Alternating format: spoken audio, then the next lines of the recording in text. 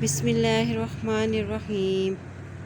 سورۃ الحشر کی آخری 3 آیات کی فضیلت کہ جو کوئی اس دعا کو پڑھے اللہ تعالیٰ اس کے لیے 70,000 فرشتے مقرر کرتے ہیں جو ان کے لیے بخشش کی دعا کرتے ہیں۔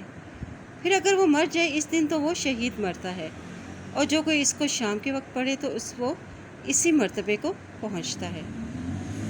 بسم اللہ الرحمن الرحیم۔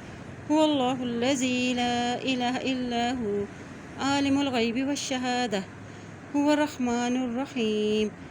هو اللہ الذی لا الہ الا هو الملک القدوس السلام المؤمن المحیمن العزیز الجبار المتکبر سبحان اللہ عما یشرکون۔